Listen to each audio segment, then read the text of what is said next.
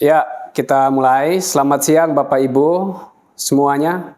Selamat bergabung di webinar siang hari ini dengan topik kupas tuntas program pengungkapan sukarela atau Tax Amnesty Jilid 2. Sebelum mulai, alangkah baiknya saya memperkenalkan diri saya. Saya sudah share CV saya. Nama saya Agustinus Ludoni, biasa dipanggil Doni atau Ludoni. Lahir di Kupang, domisili sekarang di Jakarta. Saat ini saya sebagai Direktur Utama PT Ludoni Excellent Konsultan yang bergerak di bidang konsultan manajemen dan bisnis, dan juga manajer partner di Perserikatan Perdata Ludoni & Co. Tax Konsultan. Dan saat ini saya juga bergabung di Asosiasi Konsultan Pajak Publik Indonesia sebagai salah satu pengurus.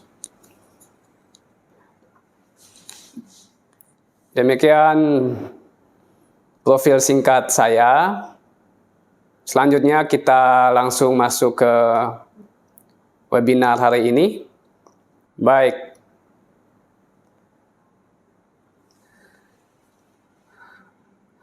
Bapak Ibu semuanya, kita ketahui bahwa pada saat ini program pengungkapan sukarela atau disingkat PPS sudah running sejak 1 Januari dan akan berakhir 30 Juni 2022.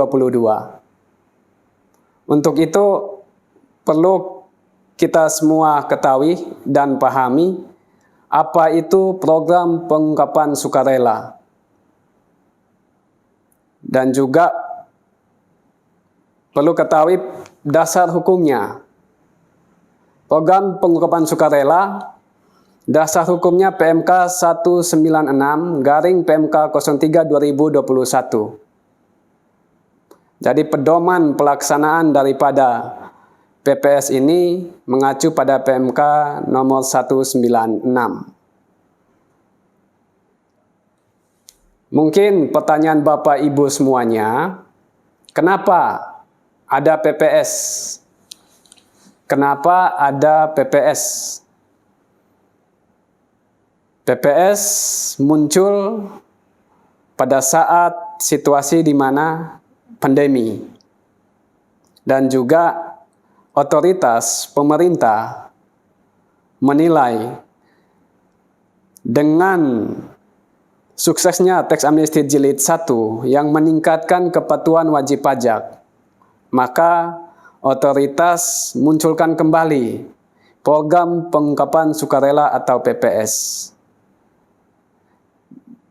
Dari otoritas sendiri sampaikan bahwa PPS bukan Tax Amnesty Jilid 2. PPS bukan Tax Amnesty Jilid 2. Tapi menurut saya PPS makhluk yang sejenis dengan Tax Amnesty Jilid 2. Dengan Tax Amnesty Jilid 1. Hanya saja namanya yang berbeda. Begitu. Sebelum kita sampai pada poin-poin terkait tarif, syarat, perlu kita sama-sama ketahui apa itu program pengungkapan sukarela. Program pengungkapan sukarela pemberian kesempatan kepada wajib pajak untuk melaporkan atau mengungkapkan kewajiban perpajakan yang belum dipenuhi secara sukarela melalui pembayaran pajak penghasilan berdasarkan pengungkapan harta. Definisi pengertian PPS ini perlu dipahami. Artinya apa? Wajib pajak yang belum patuh. Yang belum patuh pengertiannya itu yang pertama, belum patuh melaporkan penghasilannya pada surat pemberitahuan tahunan, belum patuh melapor hartanya pada surat pemberitahuan tahunan. Tentu saja ujung-ujungnya adalah belum patuh menghitung dan membayar pajaknya. Jadi ini penting, apakah semua wajib pajak wajib ikut PPS? Dari definisi ini kita bisa ambil kesimpulan tidak semua wajib pajak harus ikut PPS. Poinnya adalah jika belum patuh. Jadi tidak semua serta-merta harus ikut. Jika belum patuh, disarankan untuk mengikuti program pengungkapan sukarela. Atau juga tidak mengikuti, bisa melakukan pembetulan SPT.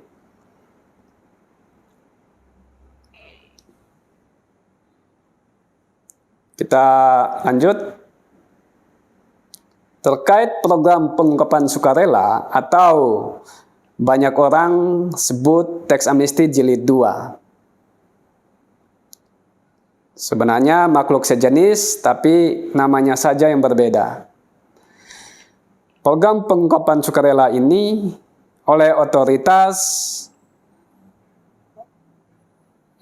membagi dalam 2 kondisi. Jika kita flashback ke teks amnesti jilid 1, otoritas tidak membagi dalam kondisi 1 atau 2. Begitu. Jadi ada perbedaan. Pada PPS ini, kondisi pertama masih terdapat peserta pengampunan pajak yang belum mendeklarasikan seluruh aset pada saat pengampunan pajak. Maksudnya apa? Maksudnya adalah dulu wajib pajak yang sudah pernah ikut teks amnesti jilid 1 ternyata masih ada harta yang belum dilapor sepenuhnya. Harta yang dimiliki dari tahun 95 sampai 2015. Bagi wajib pajak yang dulu pernah mengikuti teks amnesti jilid 1 tapi belum ungkapin semua, masih ada yang kelupaan atau memang dengan kesadaran kesengajaan tidak ingin ungkapin semua pada saat teks amnesti jilid 1. Jadi otoritas membagi kondisi ini bagi wajib pajak mantan TA dan non-TA. Lalu kondisi yang kedua siapa? Masih terdapat wajib pajak OP, orang pribadi, yang belum mengungkapkan seluruh penghasilan dalam SPT tahunan 2016 sampai dengan 2020. Jadi kondisi 2 ini baik mantan wajib pajak TA jilid 1 maupun non-wajib pajak TA jilid 1 mencakup pada kondisi 2 ini.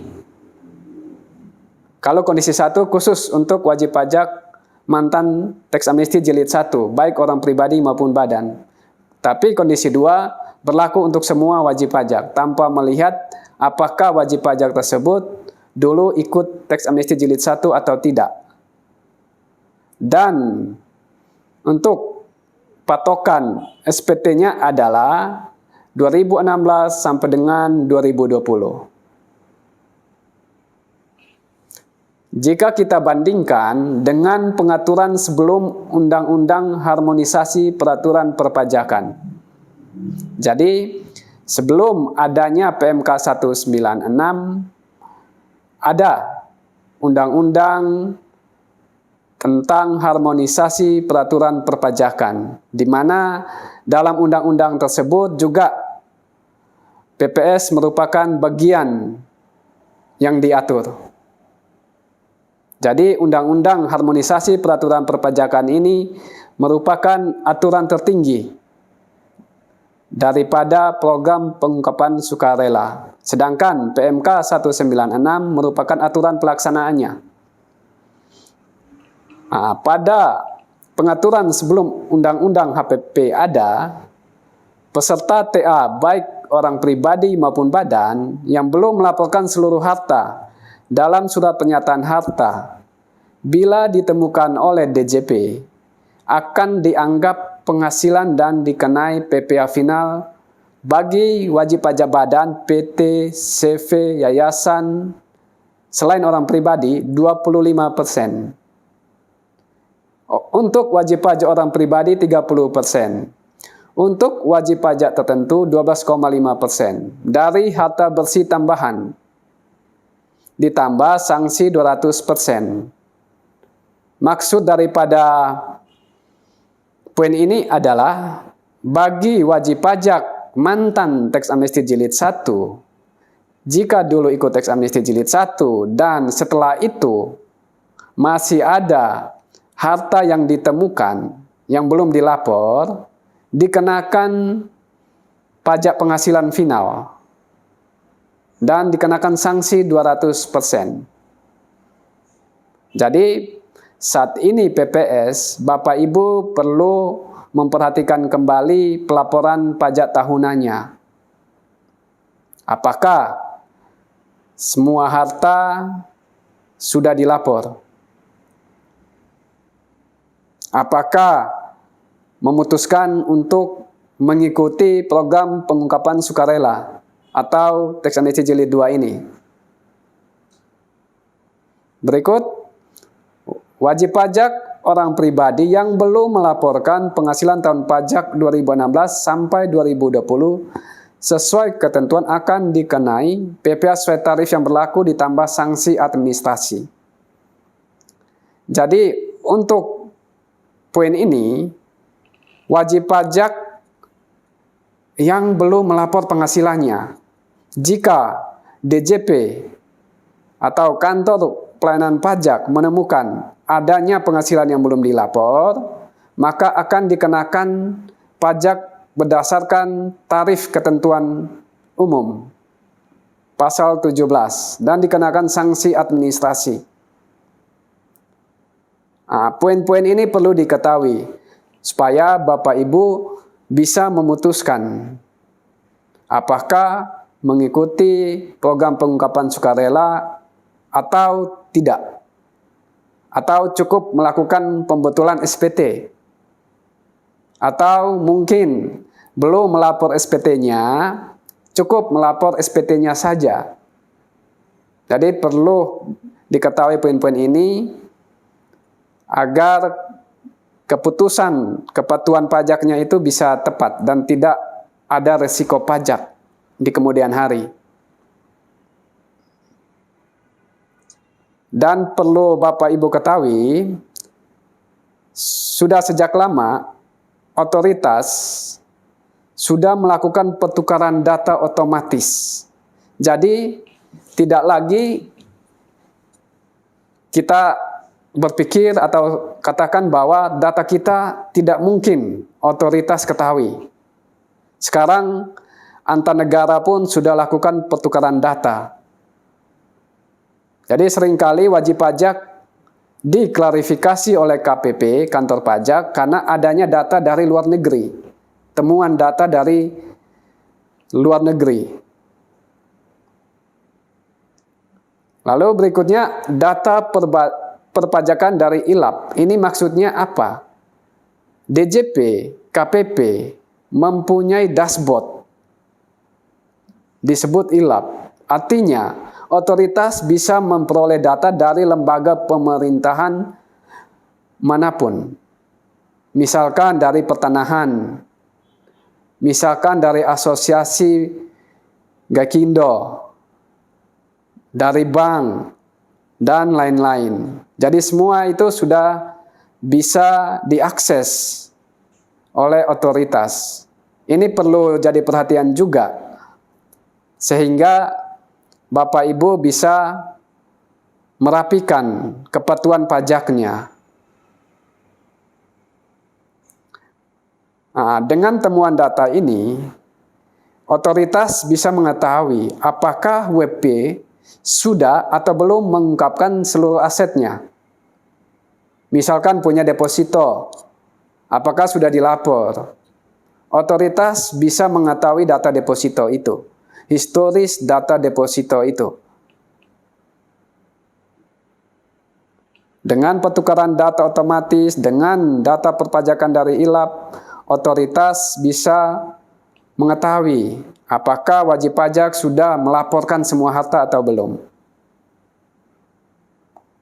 Nah, berdasarkan semua ini, maka muncullah Voluntary Disclosure Program, program pengungkapan sukarela.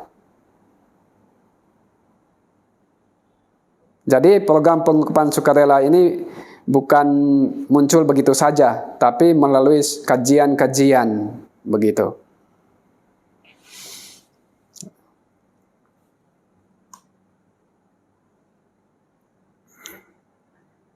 Berikut program pengungkapan sukarela, tujuannya apa?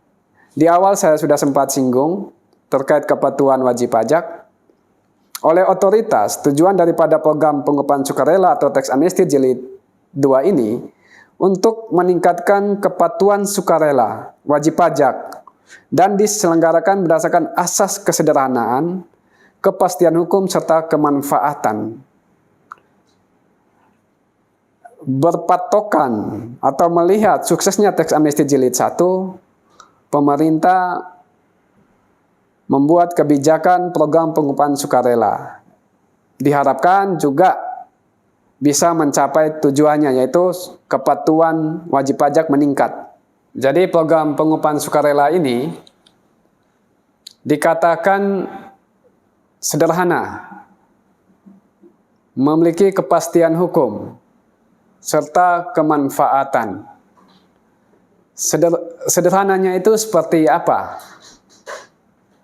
Dibanding dengan tax amnesty jilid 1, kita tahu bahwa pelaporan tax amnesty jilid 1 wajib pajak harus lakukan secara manual. Antri harus isi secara manual dan antri berjam-jam untuk lapor surat pemberitahuan hartanya. Tapi dengan program PPS ini, pelaporan dilakukan secara online, lebih sederhana.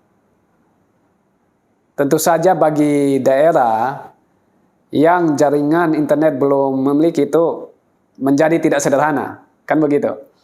Tapi secara pelaporan memang lebih mudah, lebih sederhana, karena sudah online, tidak perlu repot-repot antri ke kantor pajak. Lalu yang kedua katanya kepastian hukum. Kalau bicara kepastian hukum, seringkali wajib pajak menanyakan, apakah ini bukan jebakan Batman? Bicara kepastian hukum harus jelas. Menurut saya, PPS ini bukan jebakan Batman. Poin penting adalah peserta program pengungkapan sukarela ini jika sudah mengungkapkan sepenuhnya, artinya sudah patuh sampai dengan 2020. Dan diharapkan tahun 2021 dan seterusnya patuh. Sehingga mungkin pertanyaan apakah ini jebakan Batman? Menurut saya tidak. Gitu. Terus manfaatnya apa? Serta kemanfaatan. Manfaatnya apa dengan PPS ini? Manfaatkan tentu saja bagi dua pihak. Yang pertama otoritas, yang kedua wajib pajak. Bagi otoritas tentu saja dengan PPS ini tingkat kepatuhan wajib pajak meningkat. Yang kedua, dari sisi penerimaan negara, diharapkan sama sukses dengan tax amnesty jilid 1. Yang ketiga, tentu saja terkait dengan data. data agar otoritas memiliki data yang cukup. Bagi wajib pajak apa? Dengan mengikuti program pengupahan sukarela, wajib pajak tidak diterbitkan surat ketetapan dari 2016 sampai dengan 2020. Artinya apa? Tidak dilakukan pemeriksaan jika sudah mengikuti program pengupahan sukarela secara benar, secara totalitas. Tidak ada lagi yang disembunyikan. Dan mengungkapkan harta itu, nilai yang ditentukan sudah benar pada saat mengisi secara online laporan PPS ini. Begitu. Kita lanjut.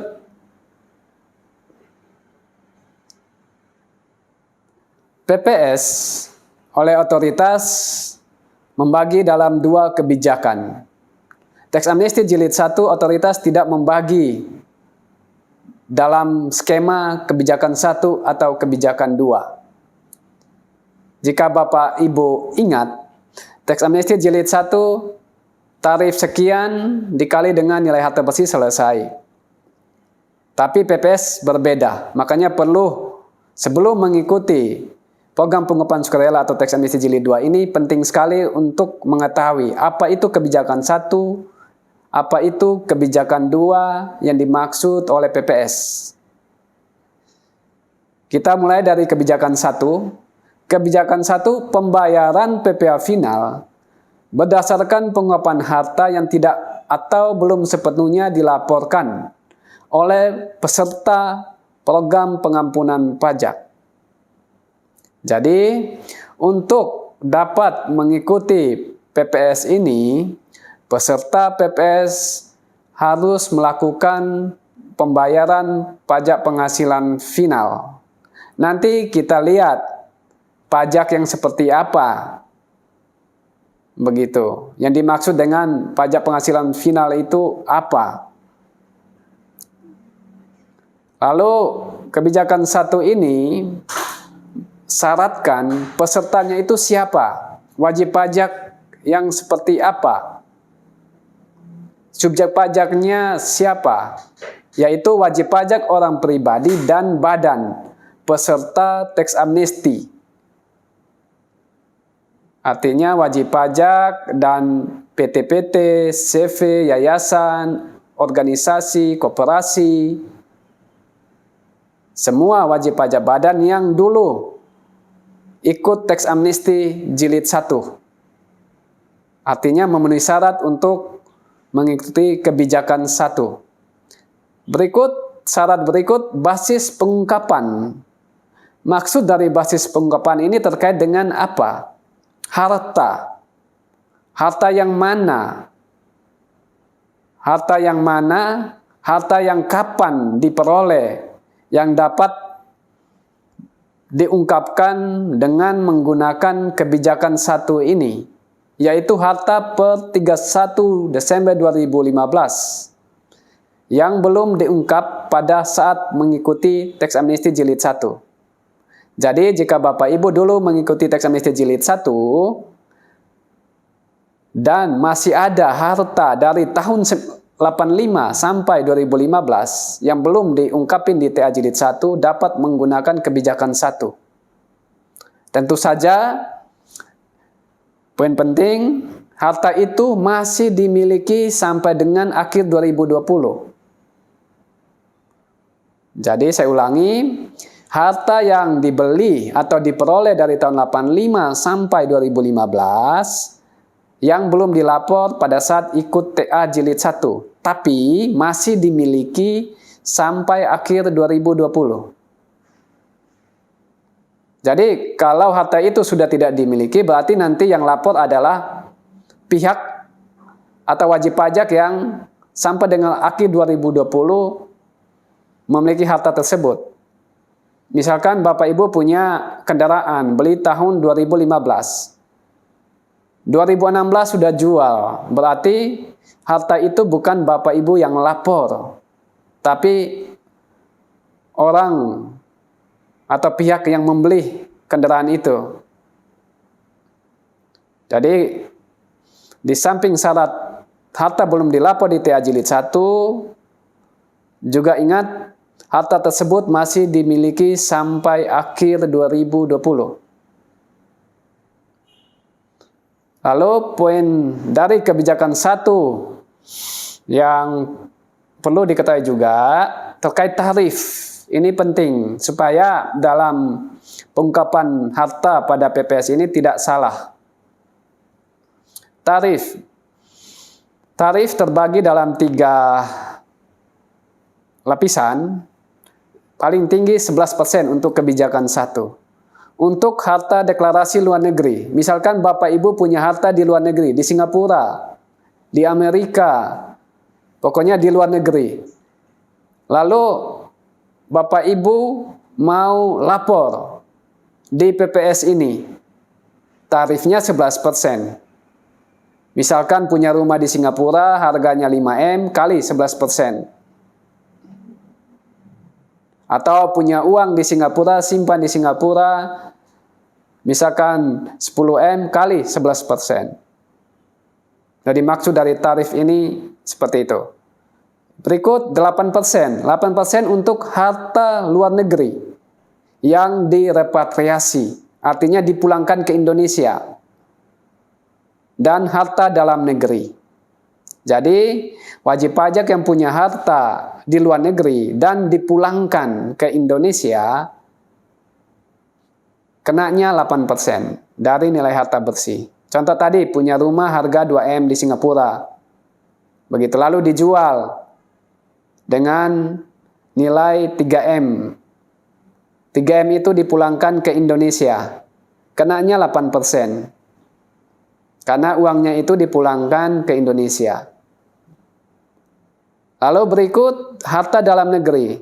Bagi wajib pajak yang punya harta di dalam negeri yang belum dilapor di TA Jilid 1, lalu mau lapor di PPS, kenanya 8%. Misalkan Bapak Ibu punya tanah, belum dilapor di TA Jilid 1, kenanya 8%.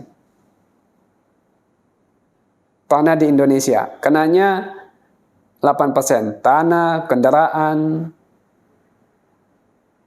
Lalu tarif terendah dari kebijakan 1, 6%. Untuk harta luar negeri repatriasi dan aset dalam negeri yang diinvestasikan dalam surat berharga negara, hilirisasi, atau renewable energy.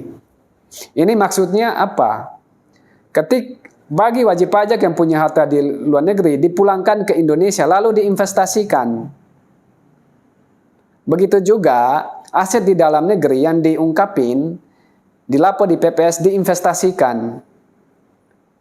Jadi bukan saja lapor, tapi setelah lapor mau diinvestasikan di surat berharga negara, misalkan sukuk, ori, atau di sektor usaha pengelolaan sumber daya alam atau energi terbarukan.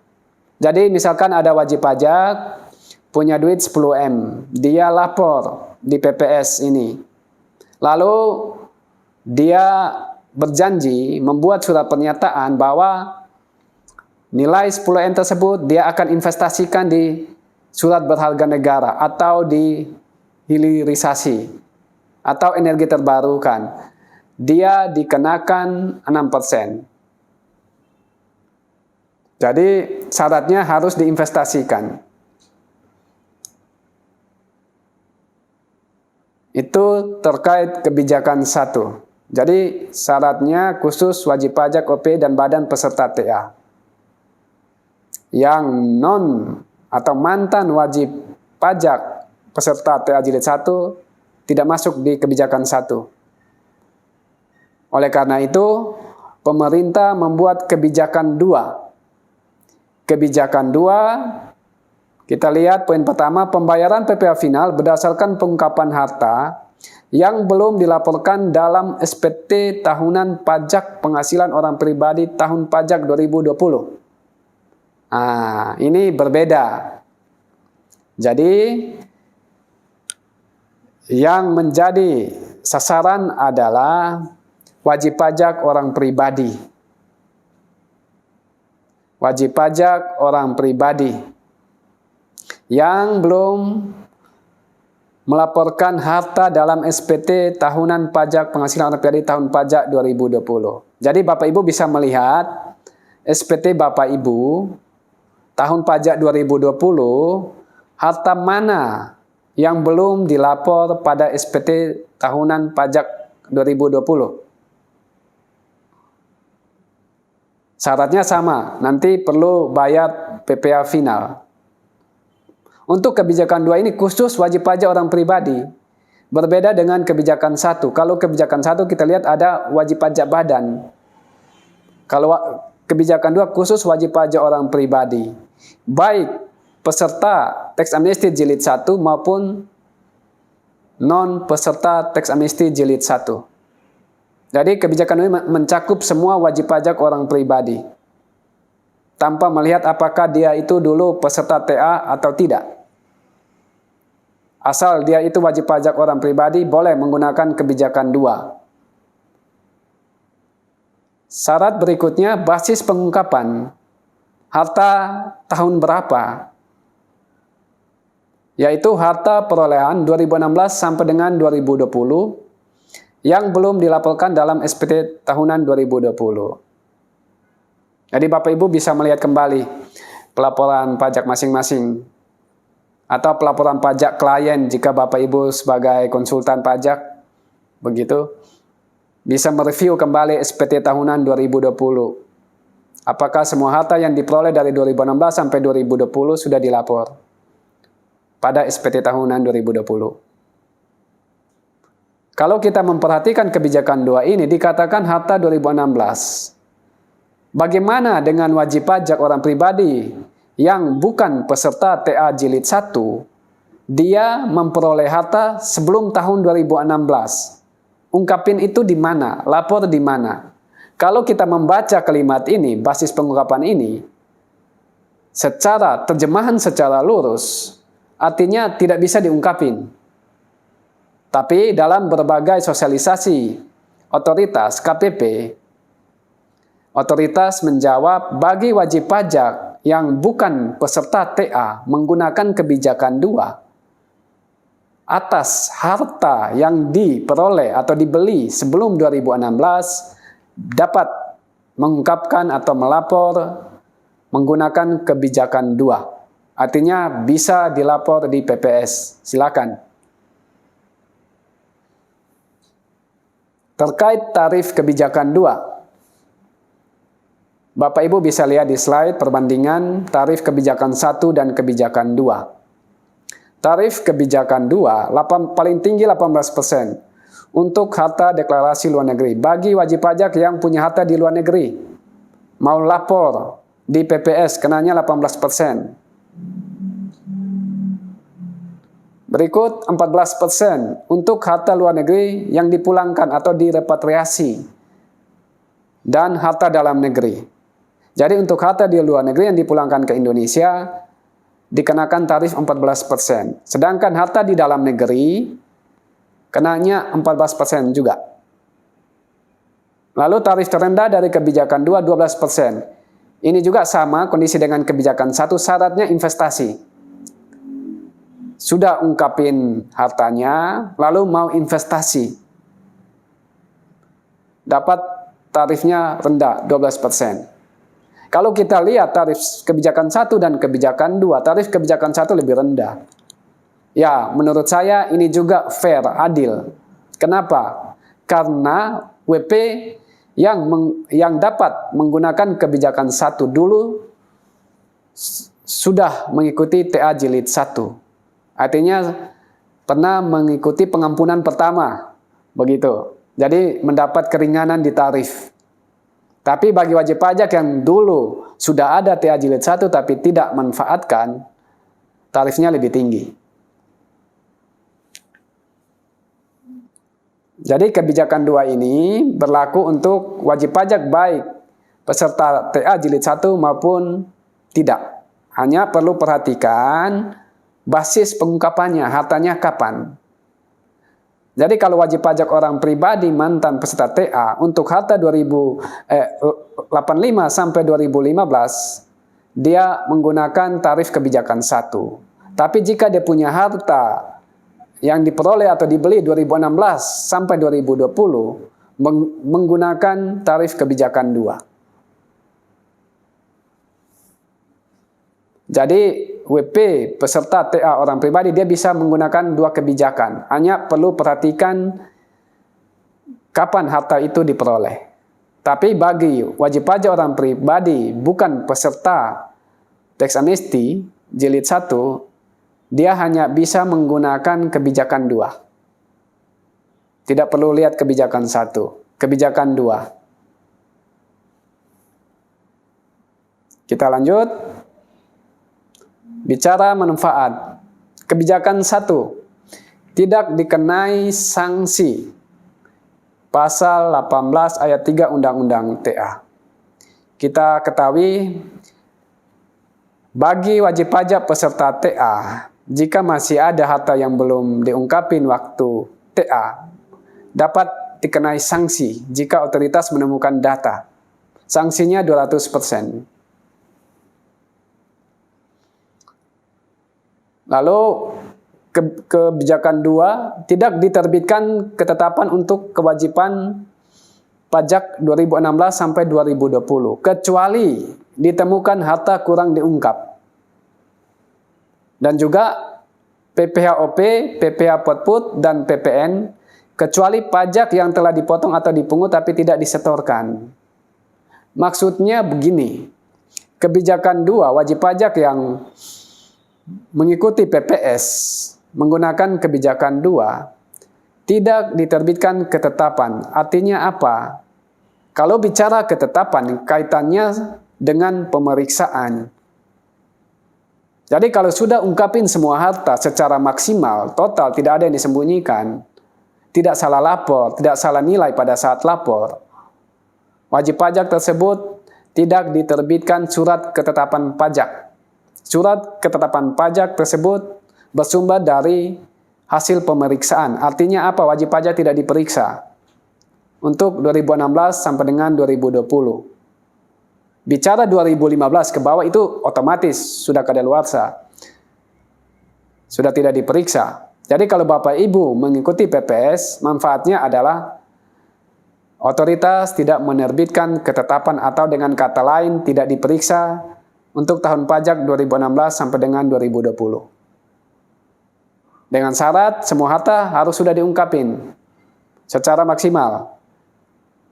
Begitu. Untuk kebijakan 1 dan kebijakan 2 ada perlindungan data.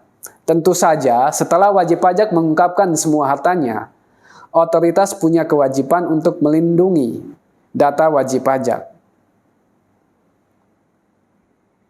Sehingga dikatakan, data atau informasi yang bersumber dari surat pemberitahuan pengungkapan harta dan lampirannya yang diadministrasikan oleh Kemenkeu atau pihak lain yang berkaitan dengan pelaksanaan Undang-Undang Harmonisasi Peraturan Perpajakan tidak dapat dijadikan sebagai dasar penyelidikan, penyidikan, dan atau penuntutan pidana terhadap wajib pajak. Jadi bagi wajib pajak yang sudah mengikuti PPS, walaupun masa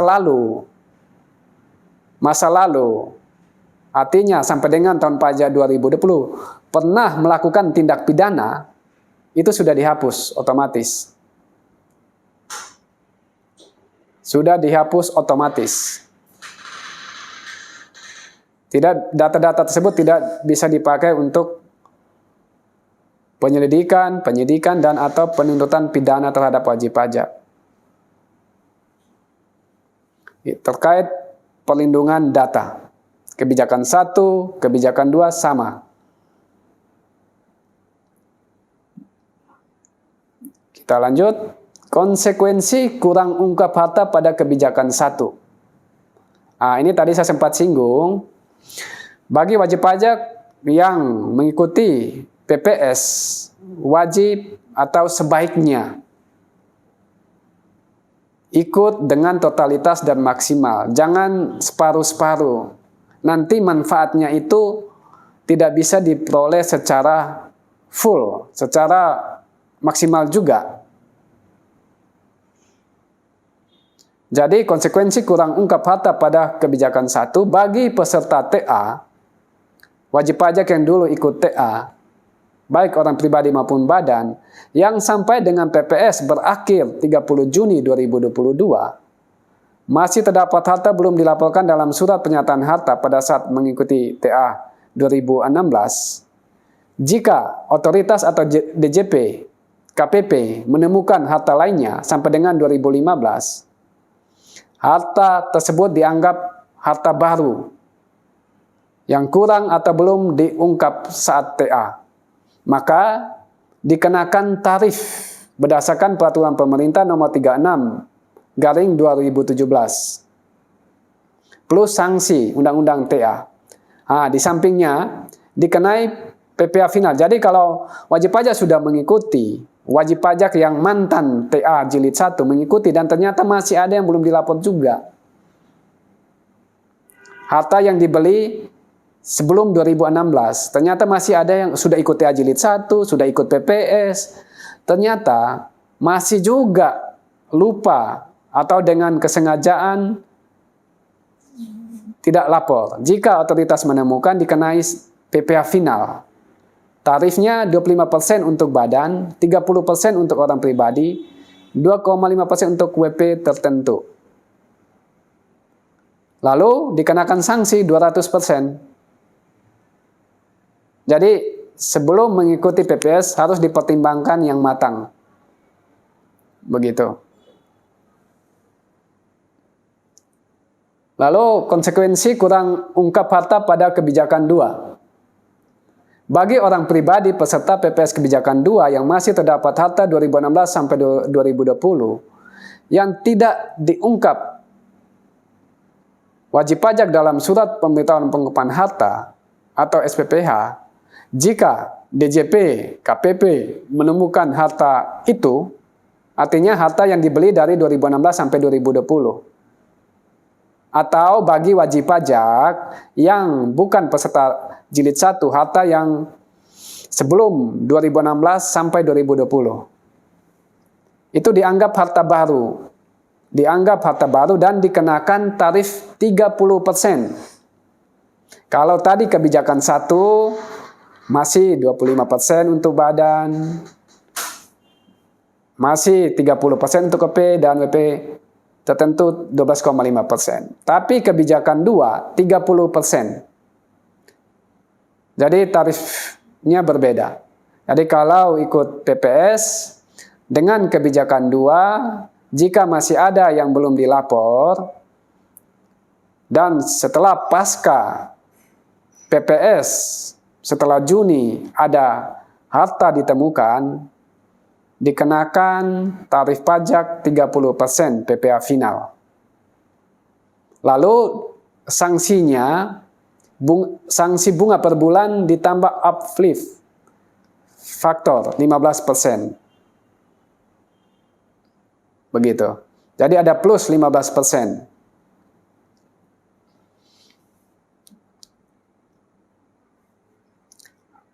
Berikut gambaran umum pengungkapan harta PPS. Bapak Ibu yang ingin ikut PPS perlu ketahui gambaran umum. Artinya flow-nya seperti apa. PPS bisa diikuti oleh wajib pajak lebih dari 1 kali. Bisa lebih dari 3 kali. Selama masa Januari sampai dengan Juni, 6 bulan. Kita lihat pengungkapan wajib pajak untuk SPPH ke-1. Surat pemberitahuan pengungkapan harta pertama kali wajib pajak mengikuti PPS. Dilakukan secara online. Online-nya itu bagaimana? Bapak Ibu pasti memiliki nomor EVIN. Jika sudah memiliki nomor EVIN, tentu saja dapat mengakses DJP online. Sarana pelaporan PPS dilakukan melalui DJP online tersebut. Teknisnya adalah login DJP online, input NPWP Bapak Ibu dan masukin password. Setelah masuk, nanti ada tampilan. Lalu masuk ke profil, aktivasi layanan. Lalu dicontreng PPS, program pengupahan sukarela. Nanti menunya muncul. Menu PPS itu muncul. Sehingga Bapak Ibu ingin melapor harta di PPS, cukup klik menu PPS tersebut. Setelah klik PPS, nanti harus download filenya supaya diisi. Setelah diisi, nanti file tersebut diupload kembali ke DJP online via menu PPS. Jadi ada tahap-tahapannya secara teknis. Yang pasti lebih mudah dari TA Jilid 1. Yang penting Bapak Ibu siapkan list harta yang belum dilapor. Jenis hartanya apa? Tahun peroleh kapan? Nilainya berapa? Terus jenis dokumennya apa? Artinya dokumen itu bukti dokumen atas harta yang mau diungkapin. Dan nomor dokumen. Contoh beli mobil. Dokumennya apa? Bisa saja berupa STNK atau BPKB. Jenis dokumen BPKB. Lalu nomor dokumen masukin nomor BPKB. Atau misalkan tanah. Jenis dokumennya apa? Jenis dokumennya adalah misalkan PPJB atau AJB atau sertifikat. Lalu nomor dokumennya dimasukin. Nah, setelah masukin di lampiran daftar harta yang diungkapin, nanti secara otomatis muncul di halaman depan. Secara teknis begitu. Dan nanti perhitungannya pun secara otomatis. Yang terpenting adalah pengisian harta, profil harta di lampiran, di daftar lampiran harta itu harus tepat. Misalkan, beli harta tahun 2015, jangan diisi tahun 2016, berarti kan salah. Lalu nilainya pun jangan salah ditentukan. Ada pedoman penilaian. Bukan seenaknya kita cantumin nilainya. Nanti di slide berikutnya saya sampaikan itu. Jadi wajib pajak dapat mengikuti PPS ke-1, kedua, ketiga, dan seterusnya. Kolom komitmen repatriasi atau investasi ini bagi wajib pajak yang ungkapin lalu mau pulangkan harta di luar negeri. Atau wajib pajak yang berjanji akan investasi. Bagi yang pulangkan harta ke Indonesia, maksimal 30 September 2022. Jadi maksimal 30 September 2022 harus sudah dipulangkan. Bagi yang mau investasi, maksimal 30 September 2023. Dan semuanya itu nanti terpantau. Lalu pengawasan. Setelah wajib pajak melapor atau mengungkapkan harta pada PPS ini, otoritas mengawasi. Begitu. Mengawasi apa yang sudah dilapor. Apakah yang sudah dilapor itu sudah benar? Jika masih belum benar, akan bayar tambah PPh final. Tentu saja ada surat teguran dulu. Jadi kalau surat teguran itu masih dalam masa Januari sampai Juni, wajib pajak masih bisa ikut lagi, betulin lagi, ikut lagi. Begitu. Kalau sudah lewat masa itu tentu saja harus bayar lagi tambahan pajaknya. Kalau tidak bayar bagaimana? Tentu saja terbit surat ketetapan pajak kurang bayar. Sehingga kebijakan 1 ketentuan pasal 18 ayat 3 Undang-Undang TA ini terkait sanksi 200% itu. Kebijakan 2 30% untuk tarifnya. Jadi ini flowchartnya, apa yang wajib pajak sampaikan, harta yang disampaikan lewat PPS nanti diteliti. Kalau ada yang perlu diklarifikasi, KPP klarifikasi. Lalu wajib pajak bisa lakukan surat pembetulan. Atau bisa membatalkan juga. Wajib pajak setelah mengikuti PPS bisa membatalkan juga, artinya tidak jadi ikut PPS bisa. Itu haknya wajib pajak. Dan wajib pajak juga bisa betulin, bisa lakukan pembetulan. Jika merasa apa yang diungkapin masih belum sepenuhnya atau ada kekeliruan, silakan. Jadi ada ruang yang tidak terbatas, Januari sampai Juni. Wajib pajak bisa ikut pertama, kedua, tiga, dan seterusnya. Selama masih dalam masa Januari sampai Juni.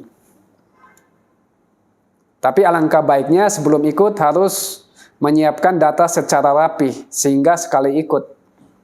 Begitu.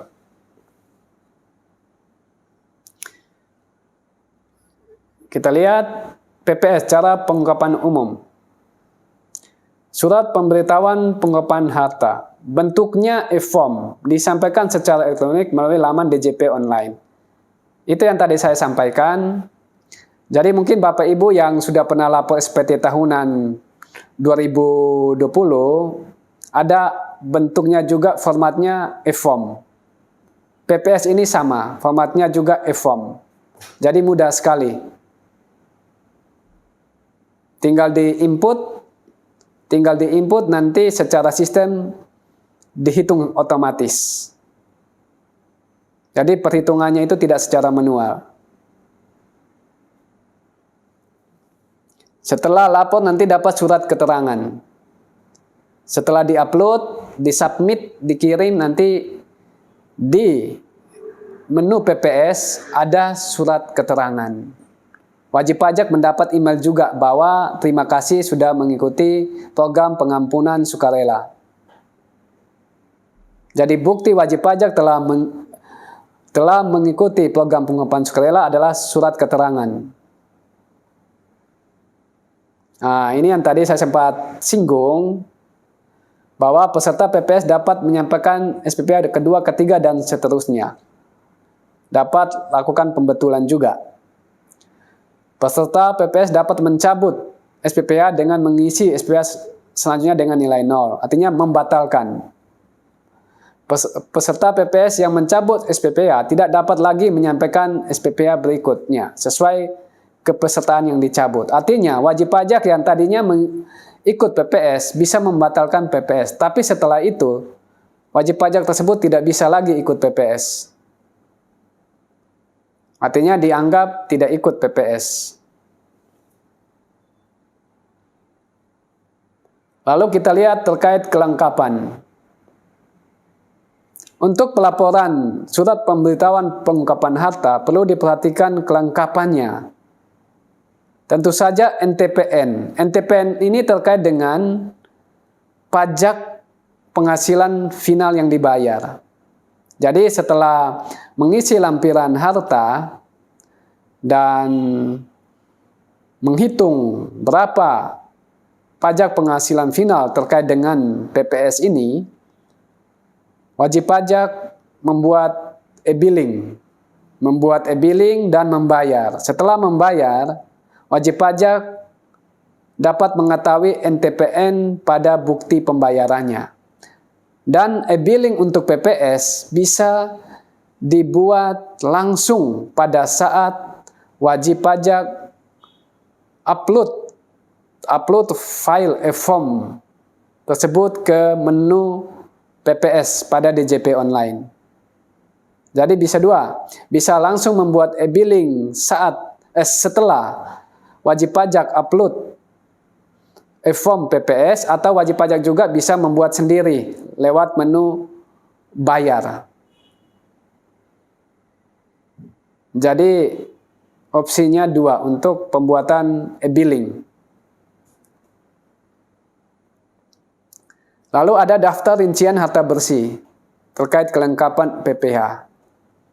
Jadi daftar rincian harta bersih ini penting, jangan salah isi jenis harta, jangan salah isi kapan harta tersebut diperoleh dan nilainya. Jenis dokumen, nomor dokumen pun perlu disiapin. Kalau tidak ada dokumen dan nomor dokumen harus diapakan? Begitu. Apakah di strap bisa? Ada kolom yang mana memang tidak perlu diisi terkait dengan jumlah, cukup diisi dengan 0. Lalu di tab. Nah, di samping daftar rincian harta, juga ada daftar hutang. Daftar hutang ini adalah daftar hutang terkait harta yang diungkapin. Misalkan Bapak Ibu mau lapor, mau ungkapin mobil. Mobil itu leasing, artinya ada hutang leasing. Harta bersih yang dimaksud adalah nilai mobil kurang dengan hutang leasing. Sisa saldo hutang leasing. Lalu pernyataan repatriasi dan atau investasi. Itu terkait tadi. Harta di luar negeri dipulangkan. Atau sudah ungkapin harta, lapor di PPS, berjanji akan investasi. Harus buat surat pernyataan. Nanti ada formatnya, itu sudah ada. Tinggal diisi dan lampirkan.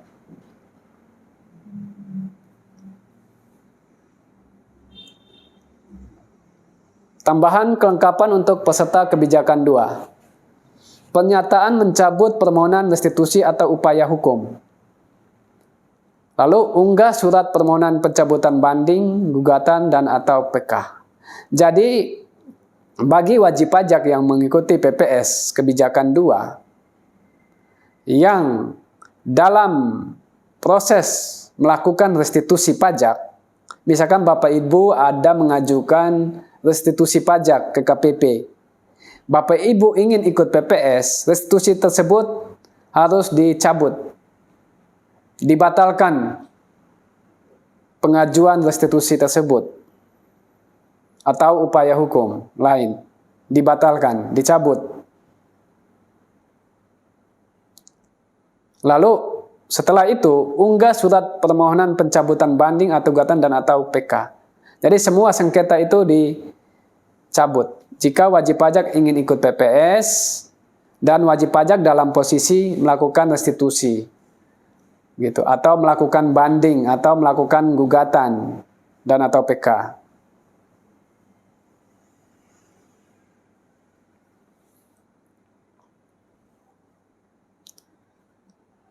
Kita masuk pada teknis cara hitung. Yang pertama kebijakan 1. Pajak penghasilan final. Tarif kali nilai harta bersih. Tarif kali nilai harta bersih. Harta bersih itu harta dikurangi utang sesuai undang-undang TA. Nah, ini penting, ada bintang. Utang sesuai undang-undang TA.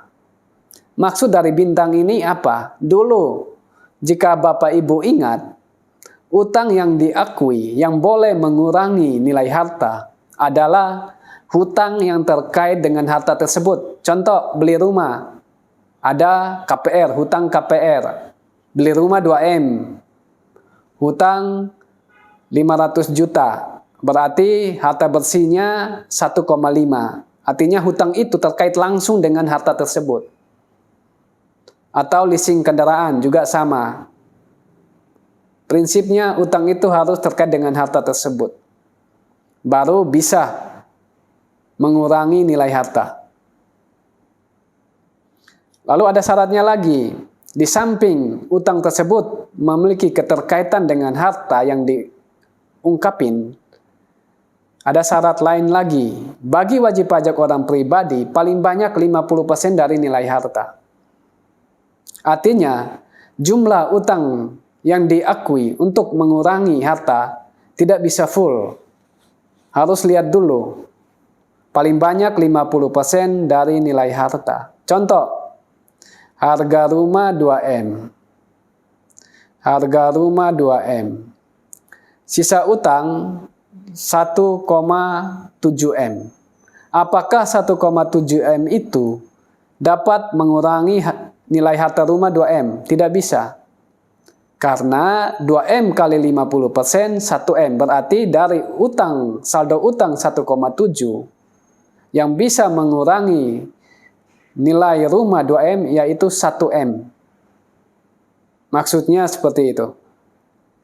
Jadi perhatikan baik-baik untuk perhitungan besaran hutang untuk mengurangi nilai harta.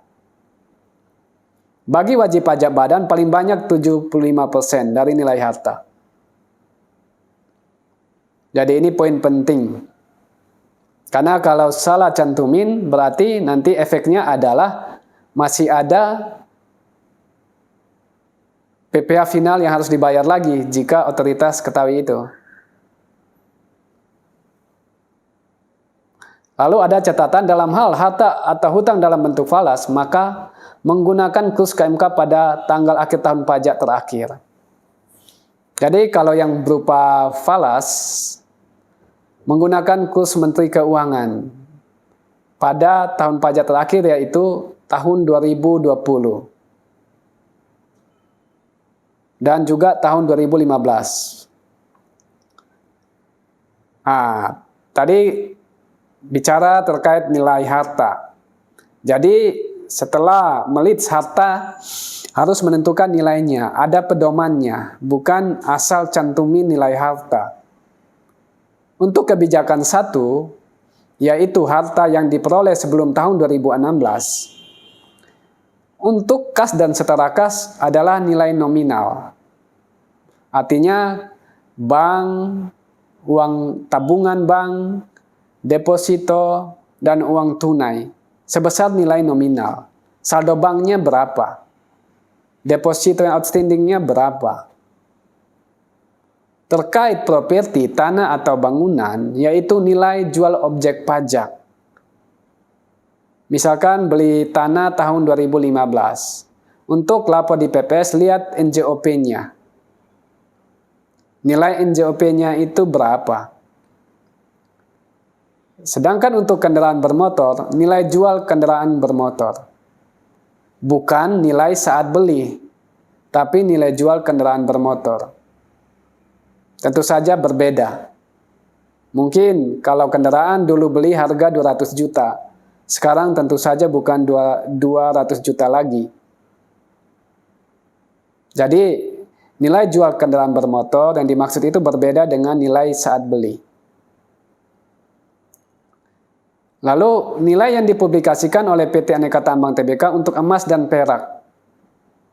Jika Bapak Ibu punya emas dan perak, perhatikan nilai yang dipublikasikan oleh PT Aneka Tambang Tbk. Bukan berdasarkan toko emas siapa, begitu. Harus berdasarkan PT Aneka Tambang Tbk. Lalu untuk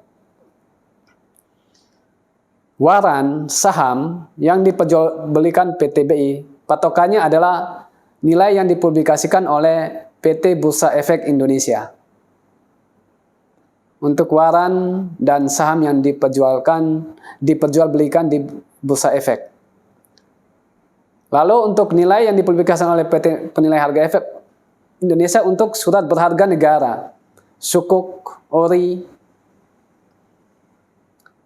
patokannya adalah nilai yang dipublikasikan oleh PT Penilai Harga Efek Indonesia. Bagaimana jika tidak ada pedoman nilainya? Berarti harus menggunakan kantor jasa penilai publik, KJPP, untuk menilai. Tentu saja tambahan biaya lagi.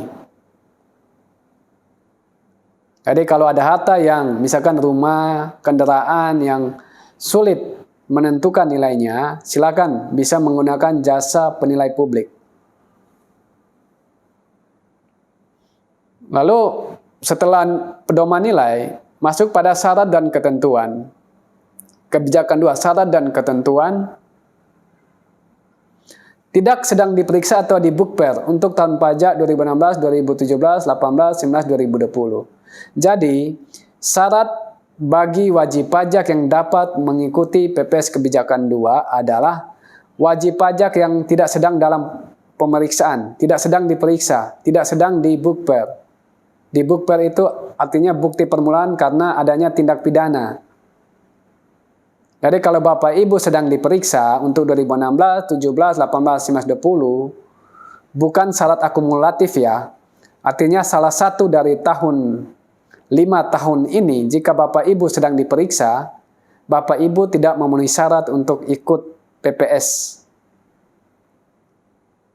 Jadi wajib pajak yang bisa ikut PPS ini adalah yang tidak sedang diperiksa atau tidak sedang disidik terkait tindak pidana.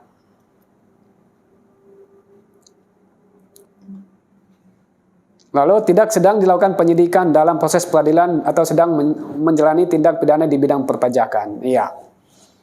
Jadi syaratnya itu tidak sedang diperiksa, tidak sedang dalam kasus pidana pajak. Boleh ikut. Lalu syarat umum, tentu saja harus punya NPWP.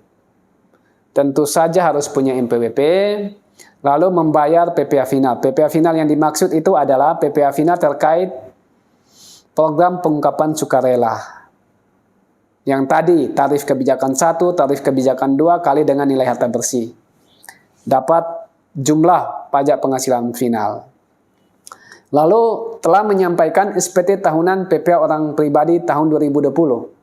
Jadi bagi wajib pajak, harus pastikan untuk bisa ikut PPS sudah lapor SPT tahunan tahun 2020. Kalau belum lapor bagaimana? Silakan lapor. Apa yang harus dilapor? Yaitu harta yang dimiliki tahun 2020 dan penghasilan yang dimiliki di tahun 2020. Jadi bagi wajib pajak yang belum lapor SPT tahunan 2020 tidak dapat mengikuti PPS. Kalau mau ikut silakan lapor dulu SPT tahunan 2020. Lapor harta yang dimiliki atau dibeli ya, yang dibeli di tahun 2020 dan penghasilan yang diperoleh di tahun 2020. Jadi harta yang dibeli sebelum tahun 2020 jangan lapor di SPT tahun 2020. Kecuali SPT tahunan tahun 2020 sebelumnya sudah dilapor. Misalkan 2016 sampai 2019 harta sudah dilapor. 2020 belum lapor. Silakan lapor kembali harta yang sudah pernah dilapor di SPT tahun sebelumnya, sebelum tahun 2020 plus harta yang dibeli di tahun 2020. Lalu penghasilan tahun 2020 dilapor, hitung pajak dan bayar. Setelah itu silakan mengikuti PPS. Lalu mencabut permohonan restitusi atau upaya hukum. Itu yang tadi sempat singgung di slide sebelumnya. Wajib pajak jika melakukan restitusi atau upaya hukum, cabut jika ingin ikut PPS.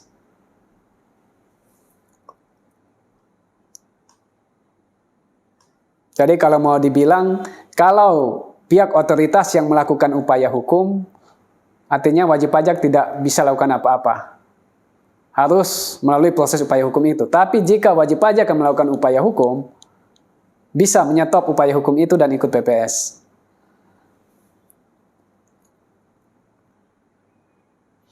Lalu lain-lain.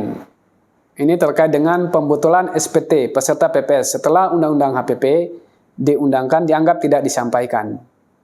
Jadi jika ada wajib pajak yang melakukan pembetulan SPT dan mengikuti PPS, di mana SPT yang dibetulin itu setelah Undang-Undang Harmonisasi Peraturan Perpajakan diundangkan, dianggap tidak disampaikan. Jadi sebelum 1 Januari 2022,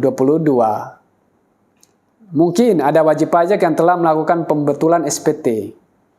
Tapi SPT-nya itu dibetulkan setelah Undang-Undang HPP diundangkan. Kalau tidak salah itu diundangkan tanggal 29 Oktober. Jadi kalau pembetulan SPT setelah diundangkan dianggap wajib pajak tidak lakukan pembetulan SPT.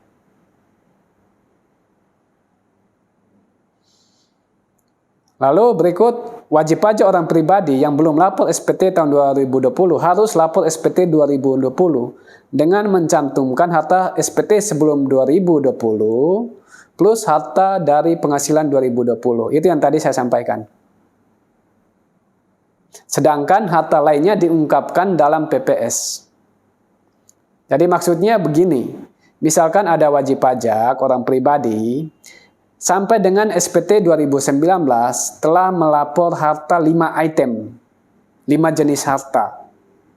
Lalu di tahun 2020, wajib pajak tersebut ada beli 1 item harta lagi. 5 harta yang sudah dilapor kembali di SPT 2020 plus 1 harta yang baru dibeli di 2020. Itu boleh dilapor di SPT 2020.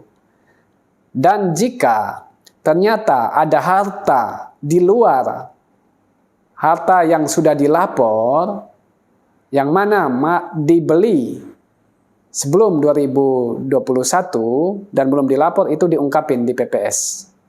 Dilapor.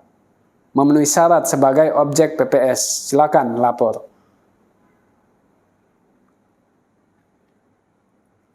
PPS kebijakan 2 cara hitung, masih cara hitung, pajak penghasilan. Ini yang tadi saya lewatkan saja. Pedoman nilai harta kebijakan 2, ini sama.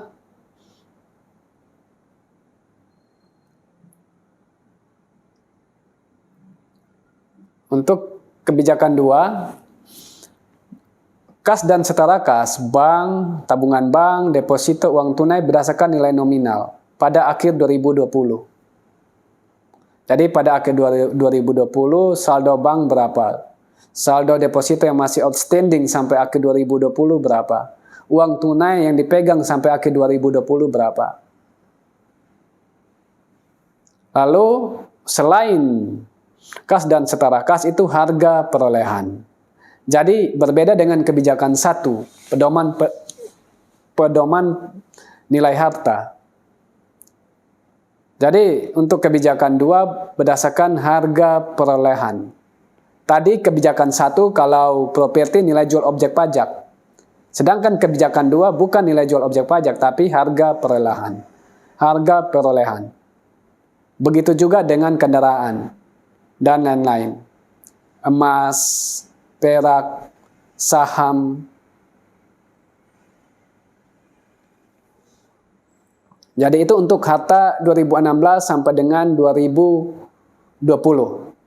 Jadi kalau 2016 ada beli rumah 2M belum lapor, dan harga saat beli itu harga 2M, ya itulah nilainya, bukan pakai nilai NJOP. Begitu juga kendaraan. Dulu beli mobil harga 300 juta, tahun 2017, saat ungkapin di PPS, pakai nilai itu, 700 juta itu. Kecuali ada utang, masih ada utang terkait harta itu, boleh dikurangkan. Bila nilai harta tidak diketahui, menggunakan nilai apa?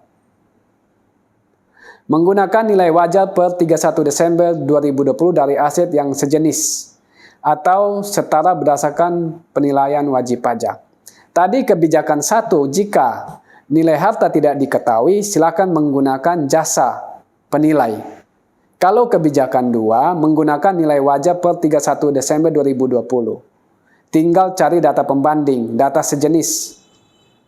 Misalkan beli mobil Ford Vesta tahun 2017. Berarti nilai wajar akhir 2020 berapa? Nilai Ford Vesta itu. Sekarang data sudah terbuka, search di Google, cari tahu bisa ketahui nilai wajarnya.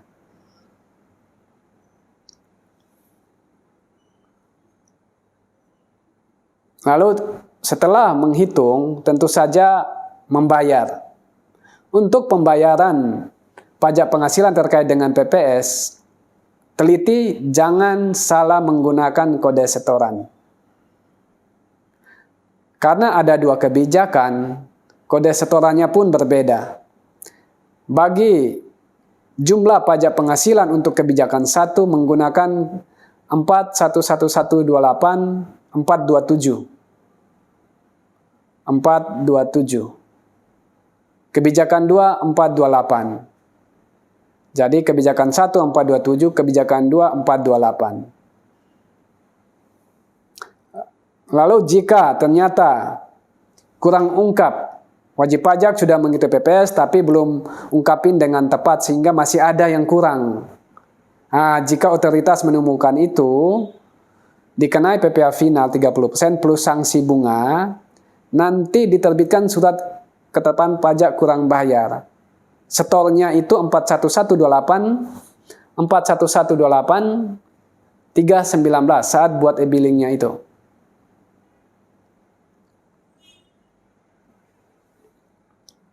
Lalu SPT gagal repatriasi atau investasi. Ini terkait dengan wajib pajak yang saat lapor PPS berjanji akan atau membuat surat pernyataan akan pulangkan harta ke Indonesia atau akan investasi. Ternyata gagal. Dikenakan juga tambahan pajak penghasilan final. Untuk pembayarannya kebijakan 1 dan kebijakan 2, perhatikan kodenya. 107 108. Begitu juga untuk gagal repatriasi atau investasi dan diterbitkan SKP-KB. Kodenya 317 dan 318.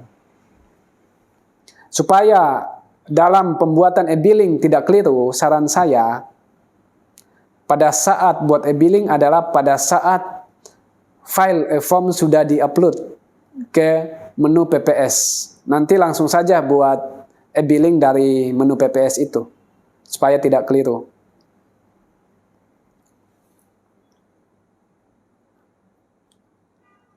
Jadi untuk pembayaran sendiri dapat melalui bank persepsi, pos persepsi atau lembaga persepsi lainnya menggunakan kode billing, yaitu e-billing itu. Sebaiknya menggunakan bank saja.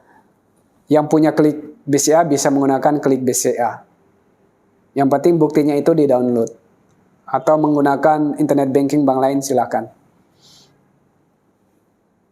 Pembayaran tidak dapat dilakukan dengan pemindah bukuan. Artinya apa? Jika Bapak Ibu punya pajak yang ingin dipindah bukukan dengan pajak penghasilan final terkait PPS ini oleh otoritas tidak setuju, tidak izinkan.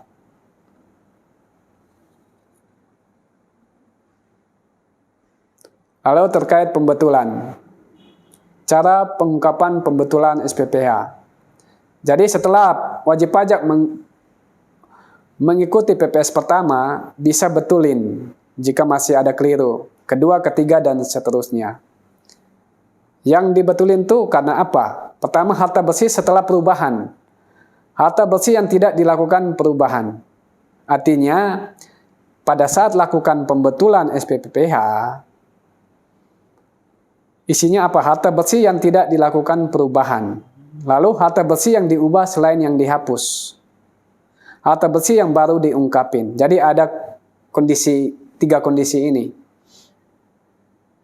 saat lakukan pembetulan SPPH. Lalu ada perbaikan kesalahan tulis, hitung, atau perubahan tarif. Tapi saran saya sebaiknya ketika ikut pertama kali teliti. Jangan salah tarif, salah hitung, atau pengisian daftar rincian harta atau hutang dengan keliru.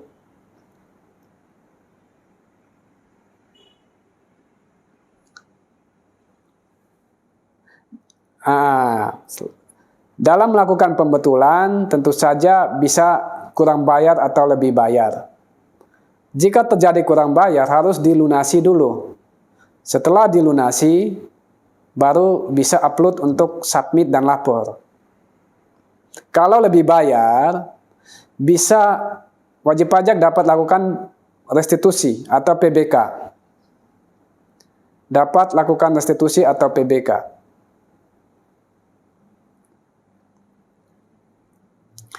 Lalu terkait pencabutan. wajib pajak dapat melakukan pencabutan SPPH dengan nilai 0.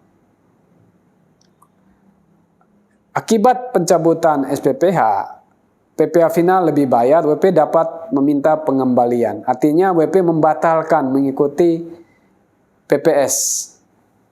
Konsekuensinya ada, yaitu surat keterangan sebelum pencabutan SPPH batal demi hukum. Lalu surat keterangan pada saat pencabutan SPPH merupakan bukti pencabutan SPPH. Wajib pajak dianggap tidak ikut PPS. Wajib pajak tidak menerima manfaat dari program PPS, baik kebijakan 1 dan 2. Wajib pajak tidak dapat menyampaikan kembali SPPH.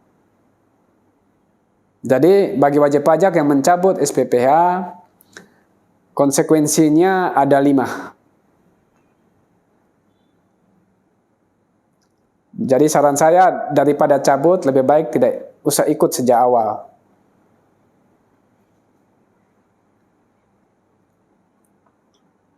Pembetulan atau pembatalan surat keterangan, yaitu melalui penelitian oleh otoritas. Jadi setelah wajib pajak melapor SPPH terkait PPS, otoritas KPP melakukan penelitian. Apakah yang dilapor sudah benar nilainya? Apakah sudah sesuai dengan pedoman nilai harta? Otoritas melakukan penelitian untuk itu. Sehingga atas harta bersih yang diungkapkan, jika tidak sesuai dengan keadaan yang sebenarnya, wajib pajak bisa saja keliru. Apa yang dilapor tidak sesuai dengan keadaan yang sebenarnya terkait harta tersebut. Bisa salah tulis atau salah hitung.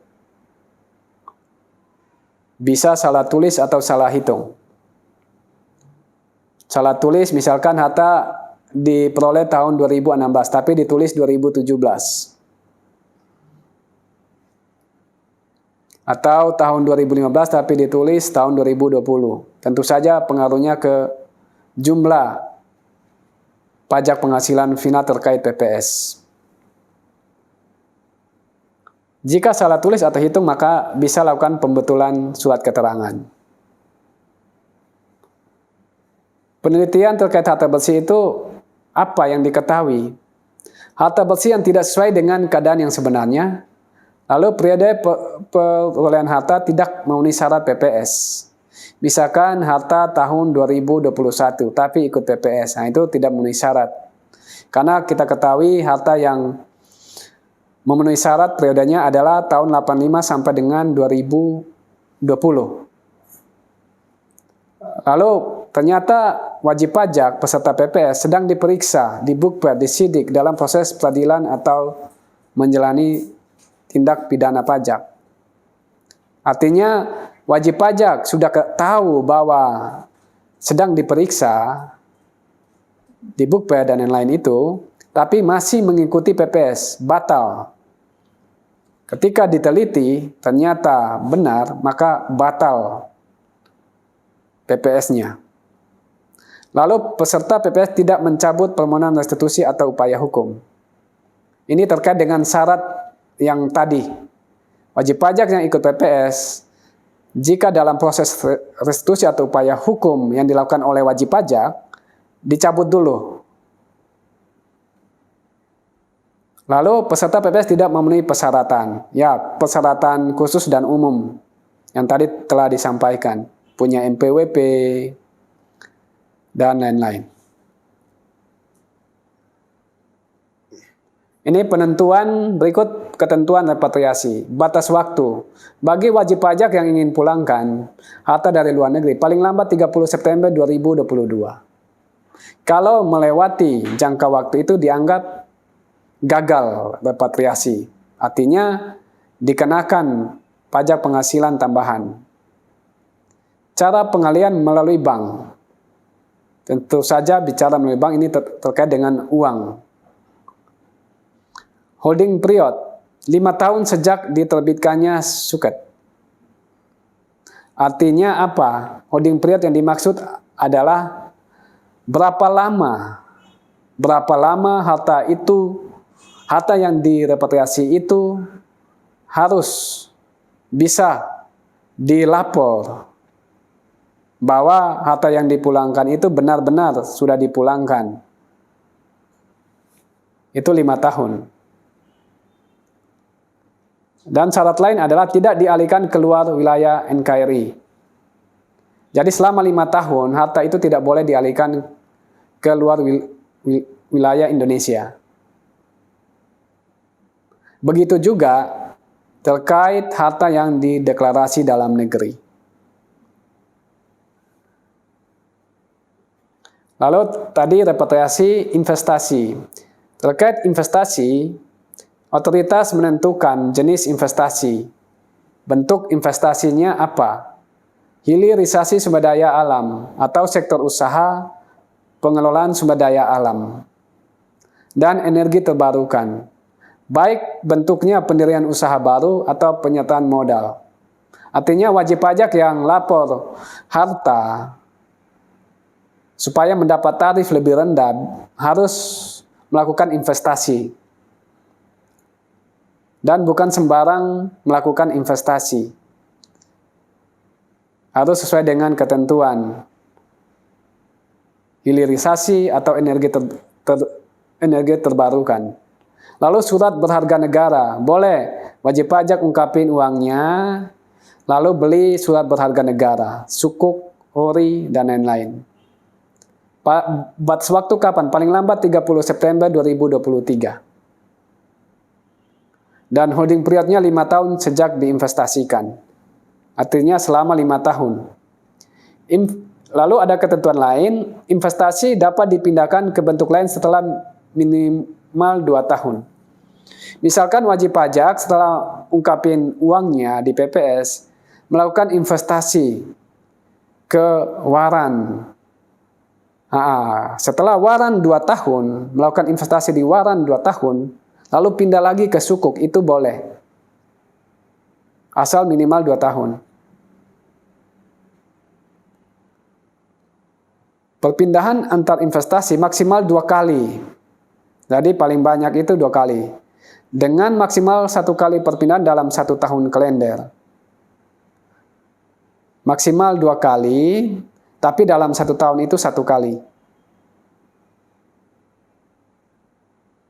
Lalu diberikan maksimal jeda 2 tahun perpindahan antar investasi.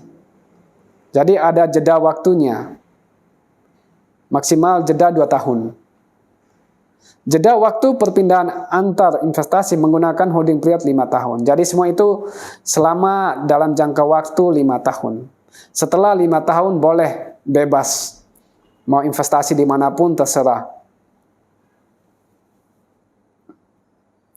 Ini batas waktu repatriasi dan investasi ini cuma ilustrasi. Jadi ilustrasi ini lebih menjelaskan slide sebelumnya. Misalkan periode program pengungkapan sukarela itu 1 Januari sampai 30 Juni 2022. Berarti pengalihan repatriasinya itu batas akhir 30 September 2022. Sedangkan batas akhir penempatan investasi 30 September 2023.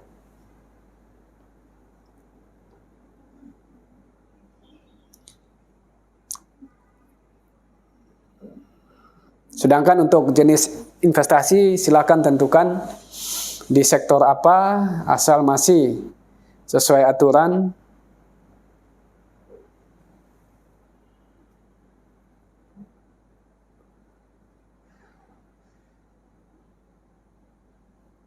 Lalu khusus untuk investasi surat berharga negara.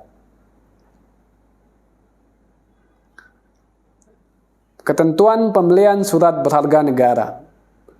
Pengungkapan harta deklarasi dalam negeri. Harta yang ada di Indonesia dilapor di PPS.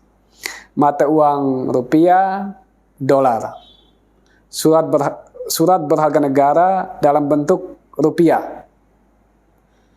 Dalam bentuk rupiah.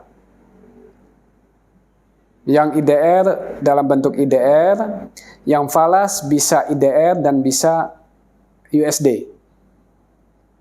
Kalau yang sudah ada harta misalkan 2M itu rupiah, saat investasi ke surat berharga negara harus rupiah juga. Tapi kalau 2M itu dalam bentuk dolar, saat investasi ke surat berharga negara bisa tetap dalam bentuk dolar atau bisa dalam bentuk rupiah. Itu maksudnya. Lalu terkait dengan repatriasi. Kalau repatriasi itu rupiah, ketika masuk ke Indonesia itu dan investasi ke surat berharga negara harus rupiah, tidak boleh dolar. Falas bisa rupiah, bisa dolar.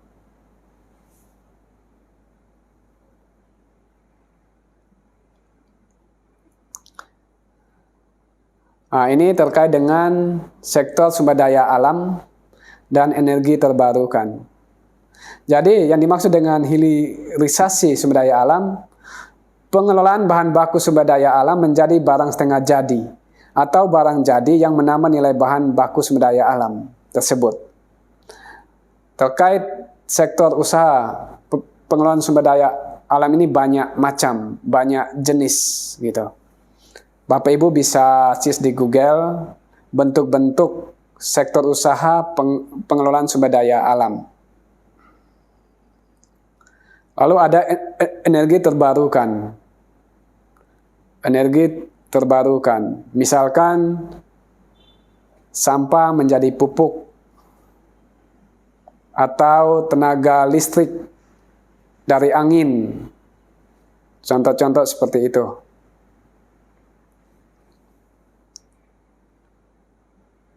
Jadi penentuan sektor-sektor usaha melalui keputusan Menteri Keuangan. Dapat berupa pendirian usaha baru atau buat badan hukum baru, atau penyertaan modal pada usaha yang sudah ada.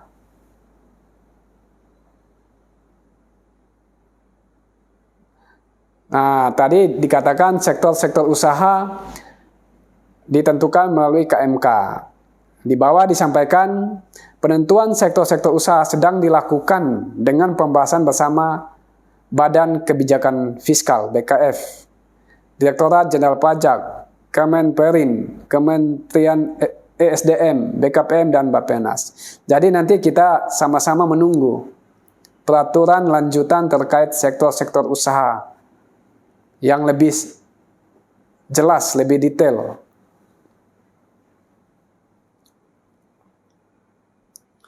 Terkait laporan investasi, peserta PPS dengan komitmen repatriasi atau investasi wajib menyampaikan laporan realisasi melalui laman DJP.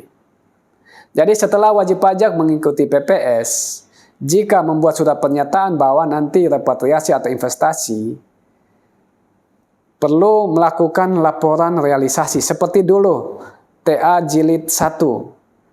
Setelah mengikuti TA selama 3 tahun, wajib pajak harus melakukan laporan realisasi harta-hartanya itu bagaimana. Sama, PPS mengatur hal yang sama, supaya otoritas ketahui nilai investasinya itu berapa, diinvestasikan kemana, begitu. Waktu pelaporan. Pelaporan tahunan paling lambat pada saat berakhirnya batas waktu penyampaian SPT tahunan. Jadi, wajib pajak yang mengikuti PPS, yang menyatakan repatriasi atau investasi, laporan realisasi pertama kali dilakukan pada bulan Maret 2023. Artinya, SPT tahunan tahun 2022. Dilaporkan sampai dengan berakhirnya batas waktu investasi, khusus komitmen investasi. Dan laporan realisasi itu harus dilapor sampai kapan? Ya, sesuai dengan durasi waktu. lamanya harus investasi.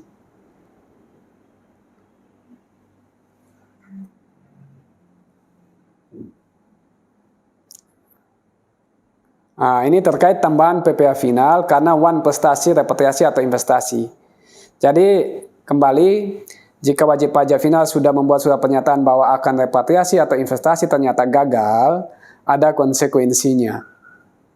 Kebijakan 1, repatriasi aset luar negeri dan deklarasi aset dalam negeri yang diinvestasikan dalam SBN atau hilirisasi SDA dan energi terbarukan. Tarif PPh final, aset luar negeri 6%, aset dalam negeri 6%.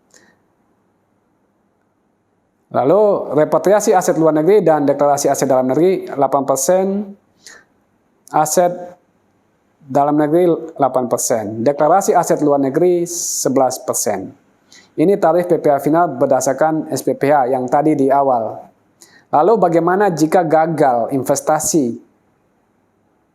Hanya repatriasi. Waktu ikut PPS dikatakan, oke, dipulangkan dan mau investasi. Atau harta di dalam negeri dilapor dan mau investasi. Ternyata gagal, tidak jadi. Maka ada tambahan PPh final. 3% untuk sukarela dan surat keterangan pajak kurang bayar 4,5%. Ada tambahan. Lalu gagal investasi dan gagal repatriasi. Hanya deklarasi luar negeri. Kenanya 6% dan 7,5%. Lalu gagal repatriasi hanya deklarasi luar negeri. Saat ikut PPS katanya mau dipulangkan, ternyata tidak jadi. Makanya akan dikenakan 4% dan 5,5%. Jadi secara sukarela itu yang dimaksud adalah wajib pajak sadar ketika waktu janji buat surat pernyataan ingin repatriasi, ternyata tidak jadi. Wajib pajak tanpa menunggu otoritas mengetahui, wajib pajak langsung melakukan perhitungan dan bayar tambahan PPh final. Kalau itu tidak dilakukan, maka ketika otoritas menemukan kenanya 5,5%. Tapi kalau secara sukarela, sadar bahwa gagal melakukan repatriasi dengan kemauan sendiri, secara sukarela, bayar tambahan 4%.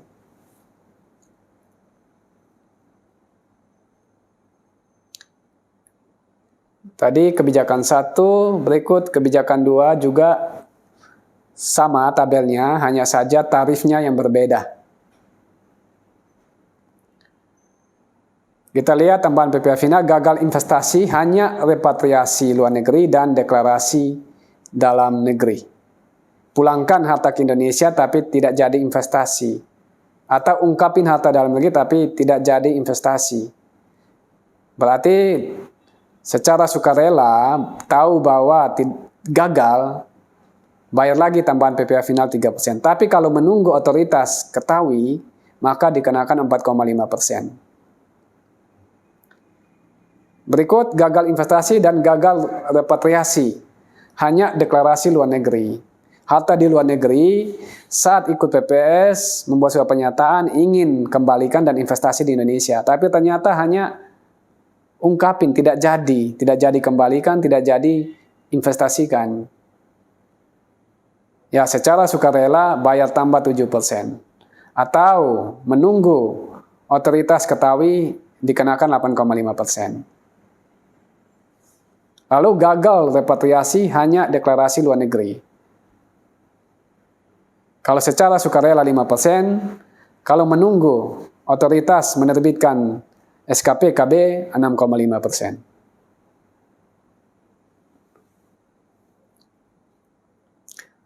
Ini penting.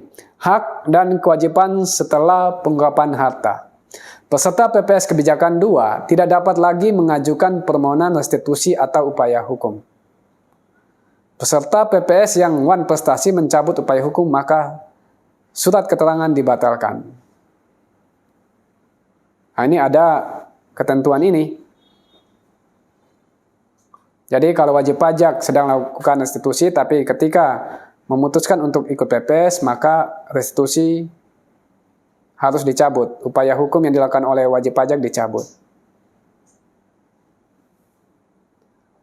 Nah, setelah ikut PPS, penting adalah di sini lagi gempa. Di sini lagi gempa.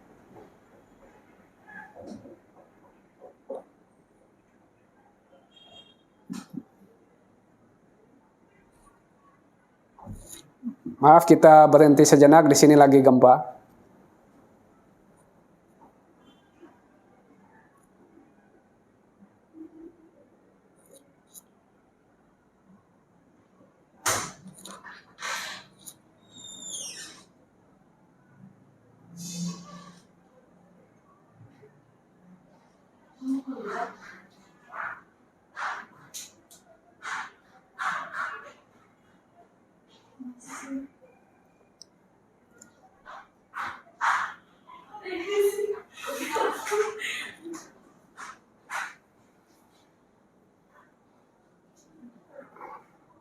Maaf, kita jeda sebentar karena gempa sangat terasa juga goyangannya. Kita jeda sebentar.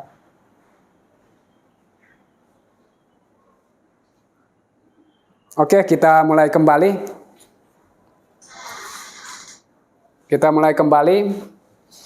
Oke, untuk wajib pajak yang telah ikut PPS, pasca PPS, perlu memperhatikan laporan SPT-nya.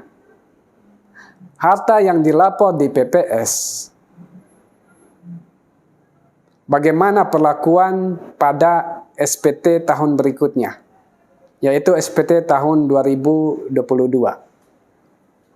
Harta bersih menjadi tambahan saldo laba ditahan. Ini bagi wajib pajak badan. Jadi bagi wajib pajak badan yang peserta teks amnesti jilid 1 ikut kebijakan 1, harta bersih dicatat sebagai tambahan saldo laba ditahan. Terkait ini tidak terkait dengan wajib pajak orang pribadi, khusus wajib pajak badan. Lalu lingkaran di tengah, harta atau hutang SPPH sebagai harta atau hutang baru sesuai tanggal surat keterangan dalam SPT 2022. Jadi kalau Bapak Ibu mengikuti PPS, setelah lapor PPS mendapat surat keterangan, nah, harta dan hutang yang dilapor di PPS itu dianggap harta atau hutang baru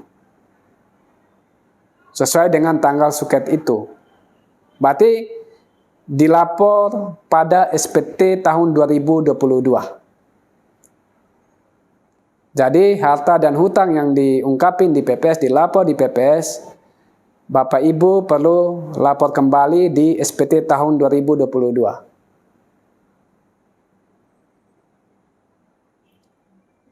Dan tahun dan tanggal perolehannya itu sesuai dengan surat keterangan. Tentu saja tahun 2022.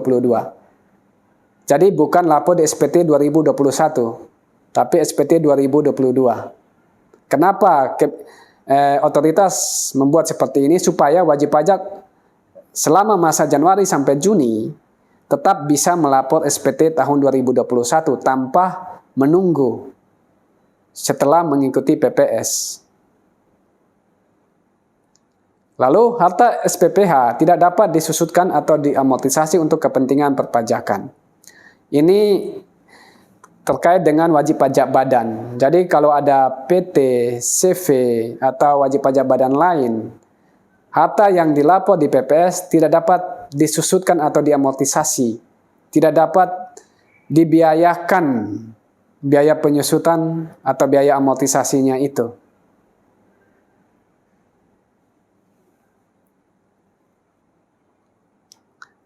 Kita ke slide berikut, sengketa. Sengketa terkait PPS dapat diselesaikan melalui pengajuan gugatan kepada pengadilan pajak. Jika terjadi sengketa ya, Tapi diharapkan setelah mengikuti PPS tidak ada sengketa. Asal saran saya, sebelum mengikuti PPS, rapikan hartanya dan teliti mengisi e-form PPS. Upaya hukum terhadap sengketa. Surat ketetapan pajak kurang bayar, kurang ungkap kebijakan 2. Surat ketetapan pajak kurang bayar, gagal repatriasi atau investasi. Ini yang tadi di slide depan. Jika setelah pasca PPS, otoritas menemukan masih kurang diungkap atau gagal repatriasi atau investasi, tentu saja otoritas menerbitkan surat ketetapan pajak. Dan semua itu dilakukan sesuai dengan ketentuan Undang-Undang KUP, Ketentuan Umum dan Tata Cara Perpajakan. Ya, demikian yang saya sampaikan pada webinar Kupas Tuntas Program Pengukuhan Sukarela atau Tax Amnesty Jilid 2. Berikutnya, jika Bapak Ibu ada pertanyaan, bisa langsung di chatting room atau bisa langsung bicara. Kesempatan untuk bertanya kami berikan.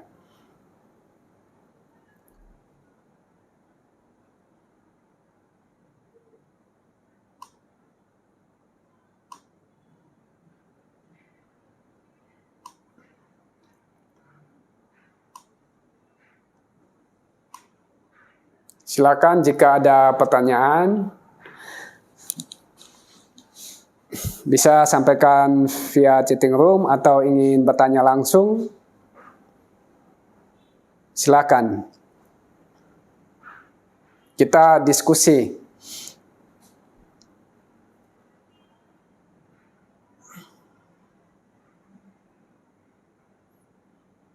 Atau mungkin Bapak Ibu yang sedang menyiapkan PPS-nya tapi mungkin butuh diskusi, bisa mengajukan pertanyaan tapi secara umum saja, karena data-data itu rahasia.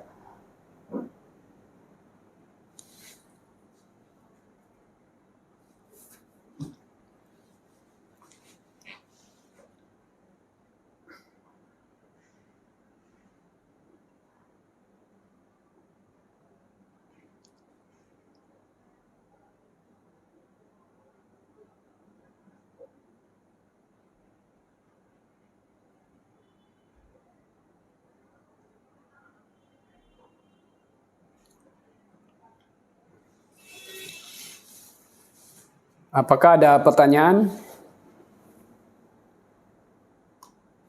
Kalau tidak ada,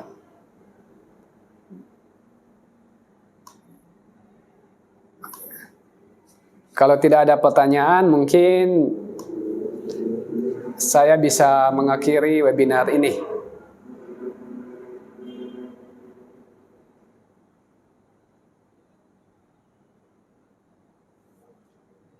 Halo? Iya, Pak Firman, silakan. Ya, selamat sore. Iya, selamat sore. Kalau saya kan ada lapor uang kas dan setara kas, tapi tidak di breakdown sih, misalkan untuk deposito dan obligasi. Nah, itu gimana ya, Pak? Baik, untuk pelaporan kas dan setara kas yang tidak dirinci ya, tidak dirinci tabungannya berapa, depositonya berapa, begitu ya. Iya. Dan pelaporan itu telah dilakukan pada SPT 2020. Iya. Betul ya. Karena sudah lapor, untuk SPT 2021 saran saya dirinci. Karena memang mekanisme pelaporan harta yang benar pada list harta itu harus dirinci sesuai dengan kodenya. Ada tabungan, ada uang tunai, ada deposito, masing-masing dengan kodenya. Jadi dirinci dulu supaya nanti di SPT 2021 bisa di break, sehingga nanti ke tahun-tahun berikutnya itu jelas pelaporannya. Karena kalau pelaporan yang di global seperti itu justru menjadi, maaf ya, bisa menjadi tanda tanya KPP. Karena dianggap laporannya itu belum jelas. Begitu. Kalau terkait PPS, karena harta tersebut kas dan setara kas sudah dilapor, artinya bukan objek PPS. Kecuali masih ada kas dan setara kas di luar itu yang diperoleh sebelum tahun 2021. Tapi kalau sudah dilapor semua, cukup dirinci ulang di SPT 2021.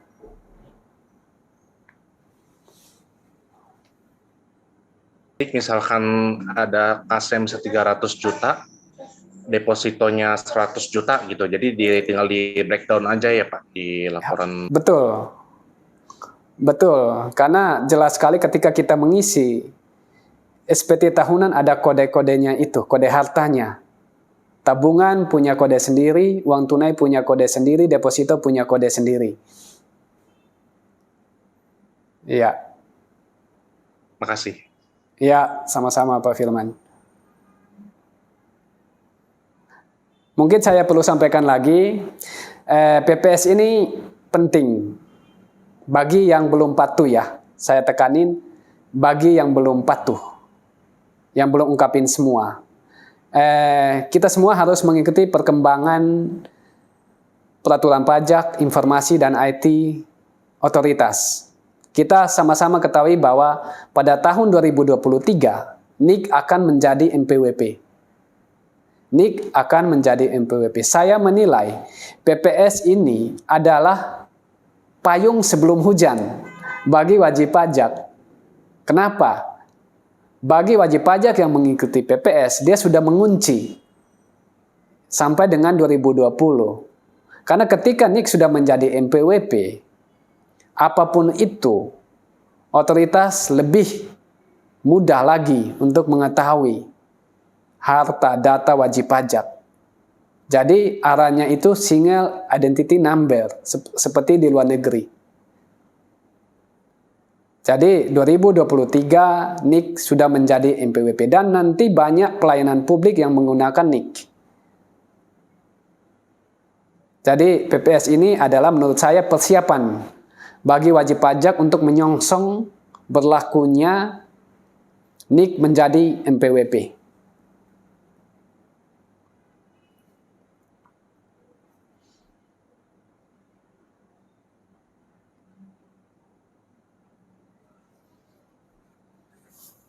Ada lagi pertanyaan dari Bapak Ibu yang lain?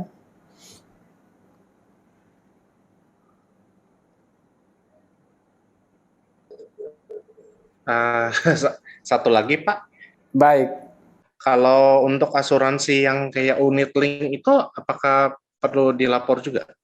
perlu, karena asuransi itu masih ada fitur investasi.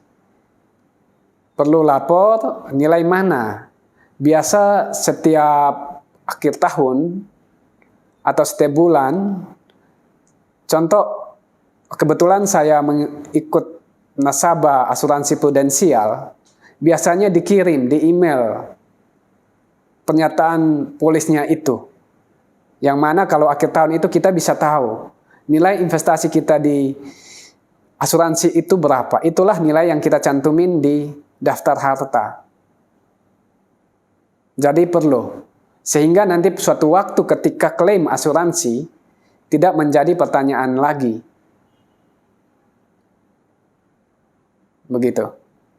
Kalau asuransi yang ada fitur investasi wajib dilapor. Kecuali tidak ada. Misalkan asuransi health, terus kita bayar hangus selesai tidak ada fitur investasi. Tidak perlu lapor di list harta. Tapi kalau ada fitur investasi, perlu lapor. Atau kripto, Bitcoin, itu juga perlu dilapor.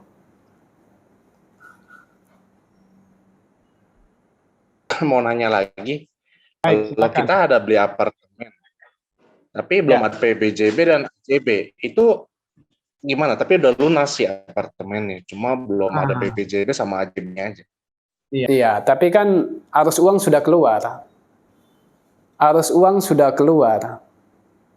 Tentu saja ada bukti-bukti pembayaran. Kalau belum ada PPJB, belum ada AJB, ada bukti pembayaran, berarti kan ada piutang. Piutang lain-lain terkait dengan pembelian apartemen itu.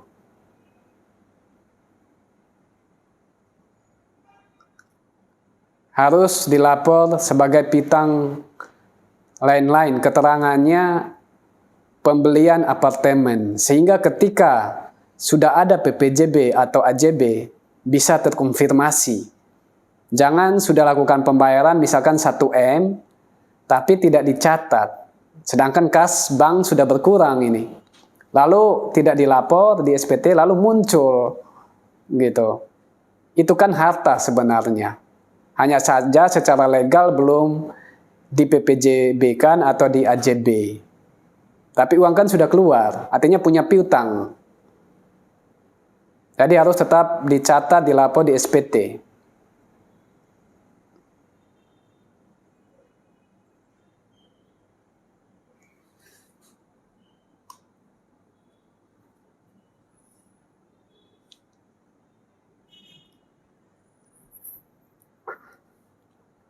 Oke, saya lanjut ke pertanyaan berikut dari Pak Said. Di daerah Bapak saat ini banyaknya e-commerce atau online shop yang ada. Bagaimana teknis pemberitahuan pajak, apakah bisa ikut serta program sukarela? Baik, Pak Firman. Pak Said ya. Jadi perlu dipahami, semua wajib pajak yang memenuhi syarat, artinya punya NPWP, tidak sedang diperiksa, tidak sedang dalam tindak pidana, yang belum melapor harta sepenuhnya bisa menjadi peserta program pengungkapan sukarela tanpa melihat wajib pajak tersebut jenis usahanya apa, apalagi orang pribadi. Asal punya NPWP, sudah sampaikan SPT tahun 2020, tidak sedang diperiksa, tidak sedang dibukber, tidak sedang dalam tindak pidana, proses tindak pidana, boleh mengikuti program pengungkapan sukarela. Silakan.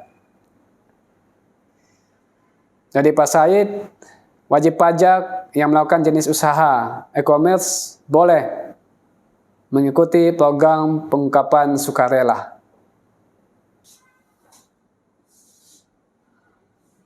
Saya beri waktu 3 menit lagi. Karena jam 5 saya ada meeting, jadi kita akhiri nanti di 16.30. Kalau masih ada pertanyaan atau tidak, nanti saya bisa jawab segera. Baik, Pak Said.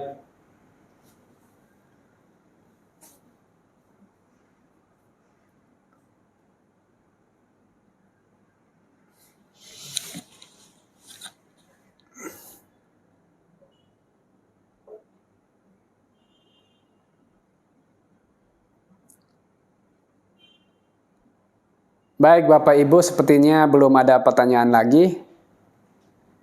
Mungkin saya closing webinar kita hari ini. Jika ada pertanyaan lanjutan bisa nanti via email atau via WA, silakan. Saya closing webinar kita. Terima kasih Bapak Ibu semuanya yang sudah bergabung mulai dari jam 2 sampai dengan sekarang pada webinar Kupas Tuntas Program Pengungkapan Sukarela atau Tax Amnesty Jilid 2. Sampai ketemu pada webinar selanjutnya. Terima kasih Pak Doni. Ya, terima kasih Pak Doni. Terima kasih Pak Doni.